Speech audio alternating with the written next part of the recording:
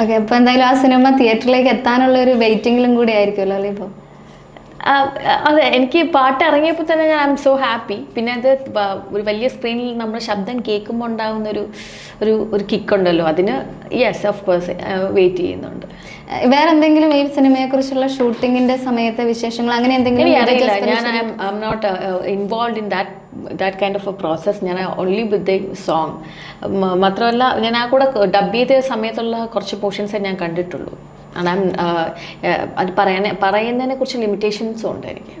അതെ, വളരെയധികം ശ്രദ്ധിച്ചാണ് ഈ ഒരു സിനിമയുടെ ബാക്ക്ഗ്രൗണ്ടിലെ കാര്യങ്ങളൊക്കെ നടന്നിട്ടുള്ളത്. അതുകൊണ്ട് തന്നെ വലിയൊരു സസ്പെൻസ് ഫാക്ടറും നിലനിൽക്കുന്നുണ്ട്. അപ്പൊ എന്തായാലും സിനിമ വളരെ മികച്ചതാവും തന്നെയാണ് ആരാധകർ പ്രതീക്ഷിക്കുന്നത്.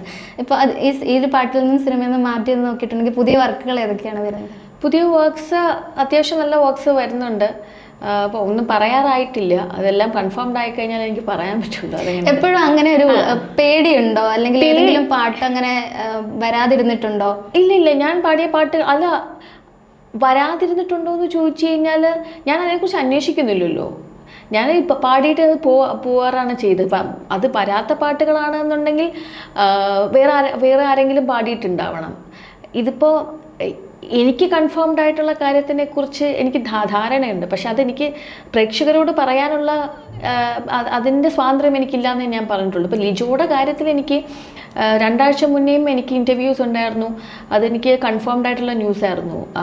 പക്ഷെ ഞാനത് പറയാത്തത് എനിക്കങ്ങനെ പറയാൻ താല്പര്യമില്ല എന്നുള്ളത് കൊണ്ടാണ്. മാത്രമല്ല, അതൊരു സിനിമയുടെ ഭാഗമാകുമ്പോൾ അവരുടെ സ്വകാര്യതയും കൂടെ ഞാൻ മാനിക്കേണ്ടതായിട്ടുണ്ട്. അങ്ങനത്തെ ഈ പറയാൻ ഉദ്ദേശിക്കുന്നത് ഇപ്പോൾ കൺഫേംഡ് ആയിട്ടുള്ള കാര്യങ്ങൾ അവരുടെ സ്വകാര്യതയും കൂടെ എനിക്ക് മാനിക്കണമല്ലോ. ഇപ്പൊ പറഞ്ഞല്ലോ, ഈ പാടി കഴിഞ്ഞിട്ടുണ്ടെങ്കിൽ അത് ഏത് സിനിമയ്ക്ക് വേണ്ടിയാണ് അല്ലെങ്കിൽ ഏതിനു വേണ്ടിയിട്ടാണെന്ന് നമ്മൾ അന്വേഷിക്കാറില്ല എന്നുള്ളത്. അപ്പോൾ ശരിക്കും സാധാരണഗതിയിൽ അതൊക്കെ അറിയാനൊരു ആഗ്രഹം ഉണ്ടാവാറില്ലേ? എന്തറിയുമോ, അതിൻ്റെ ആഗ്രഹം ഉണ്ടാവാറില്ലേ എന്ന് ചോദിച്ചു കഴിഞ്ഞാൽ വളരെ ബേസിക്കാണ്. ഏത് സിനിമയ്ക്കായിരിക്കും എന്നൊരു ചിന്ത മാത്രമേ പോവാറുള്ളൂ. അതിനും അപ്പുറം എനിക്ക് പാടാനൊരു അവസരം കിട്ടി അതിനെക്കുറിച്ച് മാത്രമേ ഞാൻ ചിന്തിക്കാറുള്ളൂ. അത് കഴിഞ്ഞ് അതവിടെ പാടി അത് കഴിഞ്ഞ് ഞാൻ ഇറങ്ങി. മേ ബി ആ കൗതുകത്തിൻ്റെയൊക്കെ ഒരു സ്റ്റേജ് ചിലപ്പോൾ ഞാൻ പാസ് ചെയ്തിട്ടുണ്ടാവും.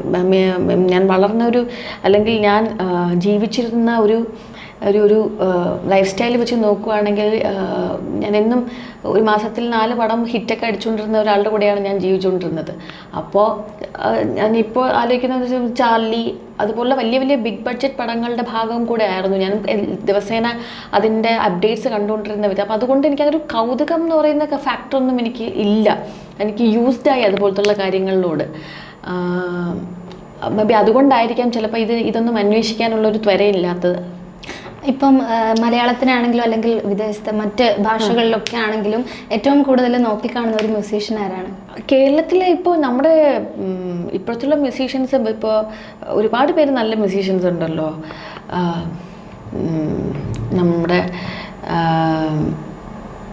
വിഷ്ണു വിജയ് ഉണ്ട്, ജസ്റ്റിൻ ഉണ്ട്, പിന്നെ എന്താ പറയുക, തമിഴിൽ സനയുണ്ട്. ഒക്കെ ഭയങ്കര നല്ല രസമായിട്ട് മ്യൂസിക് ചെയ്യുന്നുണ്ട്.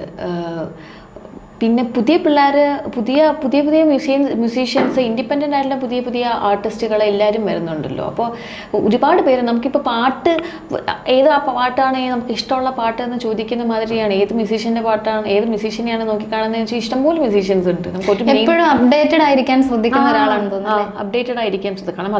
അതിൻ്റെ ആവശ്യകതയാണല്ലോ.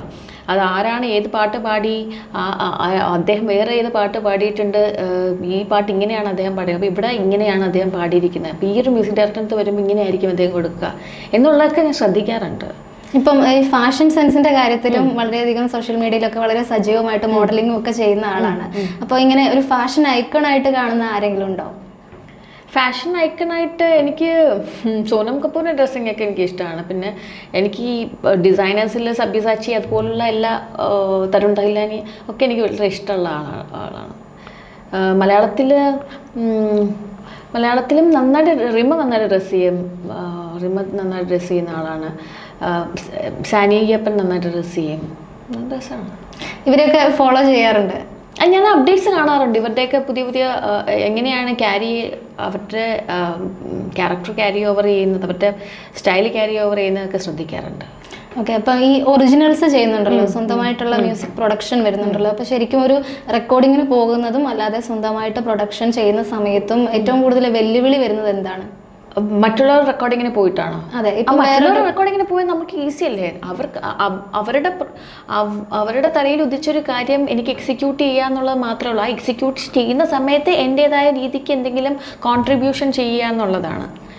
മറ്റത് ഇൻഡിപെൻഡൻറ്റ് പ്രോജക്റ്റ് എന്ന് പറയുന്നത് സകലതും നമ്മുടെ from the tune, from the line, അത് എങ്ങനെ അവതരിപ്പിക്കണം എന്ന പോലും നമ്മുടെ കയ്യിലാണ് ഇരിക്കുന്നത് ഇൻഡിപെൻഡൻറ്റ് മ്യൂസിക് ആകുമ്പോൾ. മറ്റത് സിനിമയിലാണെന്നുണ്ടെങ്കിൽ മ്യൂസിക് ഡയറക്ഷൻ്റെ പണി മാത്രം നോക്കിയാൽ മതി. അതിൻ്റെ പ്രോഗ്രാമിങ്ങും അതിനെ സിംഗറിനെ വിളിക്കുക, അതിൻ്റെ ട്യൂൺ ഉണ്ടാക്കുക, സിംഗറിനെ വിളിക്കുക. മറ്റേ സിനിമ ഉണ്ടാക്കേണ്ട കാര്യവും സിനിമയുടെ ക്യാമറ എങ്ങനെ ചലിപ്പിക്കേണ്ട കാര്യവും പോലും മ്യൂസിക് ഡയറക്ടറിന് ആവശ്യമില്ല. പക്ഷേ ഈ ഇൻഡിപെൻഡൻറ്റ് മ്യൂസിക് എന്ന് പറയുന്നത് നമ്മുടെ കയ്യിലാണ്. അത് ഫൈനൽ ഔട്ട് ഇറക്കുന്നത് വരെ അതിൻ്റെ പ്രൊഡക്ഷനും അതിൻ്റെ വീഡിയോ പ്രൊഡക്ഷനും മ്യൂസിക് പ്രൊഡക്ഷനും ഒക്കെ നമുക്ക് ചെയ്യേണ്ടി വരും. അപ്പോൾ അതൊരു വലിയ ജോലി തന്നെയാണ്. ഓക്കെ, ഒരു പാട്ട് പാടാം. ഏത് പാട്ടാണ് വേണ്ടേ? എനിക്ക് തോന്നുന്നു ജയചന്ദ്രൻ സാറിൻ്റെ കൂടെ ചെയ്ത പാട്ട്. പ്രതി പൂവൻ കോഴിയിലെ പാട്ട്. അപ്പോൾ അത് മഞ്ജു ചേച്ചി ആയിരുന്നു പാടാൻ വേണ്ടിയിട്ടുണ്ടായിരുന്നത്. പിന്നെ ഫൈനലി ഞാൻ ട്രാക്കായിരുന്നു പാടിയിട്ടിരുന്നത്. അപ്പോൾ ഫൈനലി ആ പടം ഇറക്കാനുള്ള സമയമായത് കാരണം ചേച്ചി പാടാത്തതാണ്. ചേച്ചി പാടിയിരുന്നത് സൗണ്ടിന് സിമിലാരിറ്റി ഉണ്ട് എന്നുള്ള കമന്റ്സും വന്നിട്ടുണ്ട്. ഇനി കരിയറിലെ ഇതൊക്കെ മാറ്റി വെച്ചിട്ടുണ്ടെങ്കിൽ ഡോഗ്സിനോട് ഭയങ്കര ഇഷ്ടമാണെന്ന് കേട്ടിട്ടുണ്ട്. ഇപ്പൊ ഇൻസ്റ്റാഗ്രാമിലൊക്കെ ഫോട്ടോസ് കാണുമ്പോഴും ഒരുപാട് ഡോഗ്സ് ഉണ്ട്. അപ്പൊ എങ്ങനെയാണ് ഈ ഡോഗ്സിനോടുള്ള ഇത്രയും ഒരു ഇഷ്ടം? ചെറുപ്പം മുതലേ അങ്ങനെ വളരെ ഇഷ്ടമുള്ളതാണോ? സഹജീവികളോടൊരു സ്നേഹം ഉണ്ടാവുക എന്ന് പറയുന്നത് എല്ലാ മനുഷ്യർക്കും വേണ്ട ഒരു കാര്യമാണ്. പിന്നെ ഡോഗ്സ് എനിക്ക് കുഞ്ഞിലേ മുതലേ എനിക്ക് ഇഷ്ടമാണ്. എൻ്റെ ആദ്യത്തെ പട്ടി എന്ന് പറയുന്നത് ടെറസ് എന്നാണ് അവൻ്റെ പേര്. ഒരു പോമറേനിയൻ ആയിരുന്നു. അപ്പോൾ ഒരു സാഹചര്യത്തിൽ അവനെ കൊല്ലേണ്ടി വന്നു. അന്ന് കൊല്ലേണ്ടി വരിക എന്ന് പറയുന്നത് അത് വിവരമില്ലായ്മ കൊണ്ട് ചെയ്ത കാര്യമാണ്. അപ്പോൾ എൻ്റെ കുഞ്ഞിലായിരുന്നു എനിക്കത് ചെയ്യേണ്ടി വന്നത്. ഞാനല്ല, എൻ്റെ അച്ഛൻ ചെയ്തതാണ്.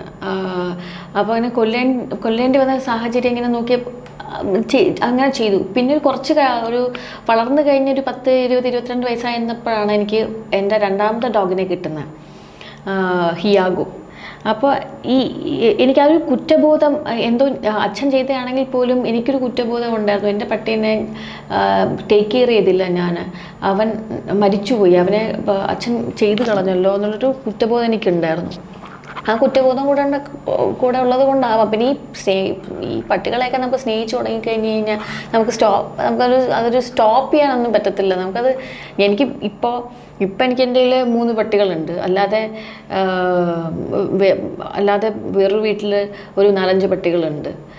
അപ്പോൾ പട്ടികളോടുള്ള സ്നേഹം വളരെ കുഞ്ഞിനെ പറയുന്നത് കേട്ടോ. ഇമോഷണൽ ആയിരിക്കുന്ന സമയത്ത് അടുത്ത് വന്നിരിക്കുന്ന അവർക്ക് മനസ്സിലാവും.